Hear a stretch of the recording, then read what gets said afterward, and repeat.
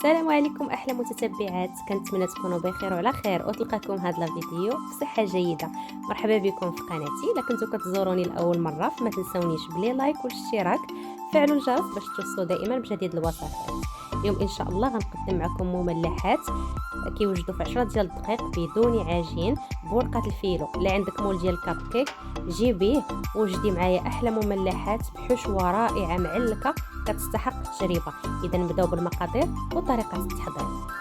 الوغ بالنسبه للمقادير غادي نحتاجوا اول حاجه ورقه الفيلو، فراها كتواجد في المتاجر الكبرى. يمكن لكم تعوضوها بورقه البسطيله حتى هي كتجي رائعه كما كتشوفوا معايا. كذلك غادي نحتاج الموتزاريلا، يمكن لكم تستعملوا اي نوع. غادي نحتاج قزبر ومعدنوس مفرومين طريين، الملح للتنسيم. غنحتاج كذلك فخوماج احمر غابي. غنحتاج واحد الجزره وواحد الكورجيت حتى هما محكوكين في الحكاكه الغليظه. بالنسبه لي زيبيس كيف ما كتشوفوا معايا غنحتاج واحد المقدار ديال نص معلقه صغيره من الفلفل الاسود، 4 معلقه من البابريكا، نص معلقه صغيره من الخرقوم، نص معلقه صغيره من السكنجبير، نص معلقه صغيره من القزبور يابس، جوج تويمات محكوكين حتى هما، جوج دروس ديال الثوم محكوكين. غنحتاج كذلك كميه من لاداند اولا طروفه ديال الصدر ديال الدجاج. عندي جوج الفلافل من بعد ما شويتهم وقطعتهم مكعبات صغيره. عندي هنايا الشامبينيون طريته وقطعته قطع صغيره، زيت الزيتون، وعندي واحد جوج بصيلات مشلطين. دونك هذه هي الحشوه ديالي. غادي نبداو التحضير. الوغ اول حاجه غادي ناخذ واحد المقيله غنديروا فيها كميه من زيت الزيتون باش نبداو نشحروا الحشوه ديالنا. غنديروا فيها البصيله ديالنا اللي شلضناها، غنخليوها واحد 5 ديال الدقائق حتى تعطينا لون بني. عاد غادي نضيفوا عليها المقادير الاخرى كيف ما شفتوا معايا. غنزيد عليها الطروفه ديال اللادان اللي كياخذوا شويه ديال الوقت في الطياب. من بعد غادي نزيدو الشامبينيون. انايا هنا استعملت شامبينيون فري، يمكن لكم تستعملوا المعلب لما كانش متوفر عندكم. غنضيفوا شويه ديال القزبر ومعدنوس اللي مفرومين. غنضيفوا كذلك لي زيبيس اللي عندنا كلهم دفعه واحده. غادي نضيفوا كذلك الملح للتنسيم.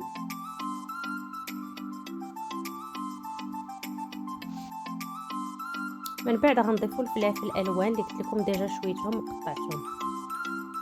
غنخليو العناصر ديالنا حتى يتشحروا جيدا، نجهد واحد 10 ديال الدقائق بحال هكاك. عاد غادي نضيفوا عليهم الجزره والكورجيت لانهم ديجا حكيناهم دغيا غادي يطيبوا لينا.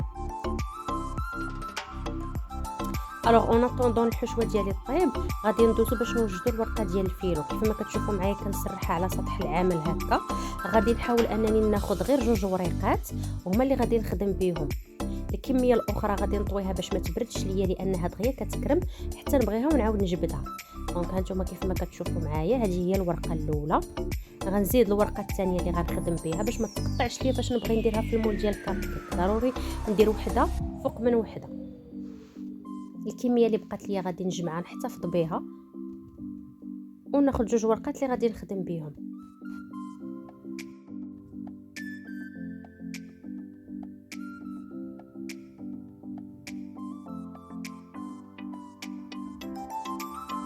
غادي نبدا ندهن كل ورقه على حده باش تجيني الطبقه مقرمشه.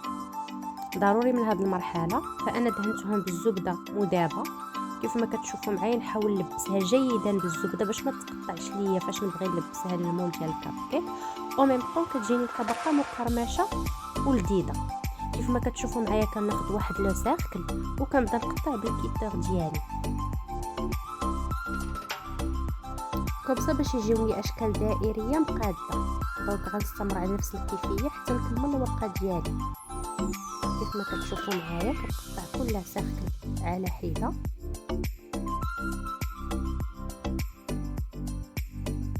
هكا كنكون حصلت على جوج ورقات كيف ما غتشوفوا معايا.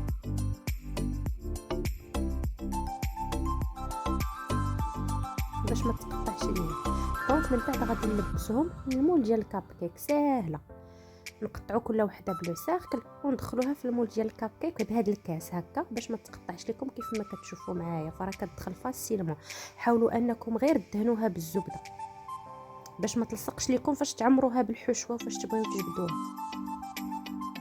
غنستمر على نفس الكيفيه كيف ما كتشوفوا معايا حتى نكمل الكميه اللي عندي.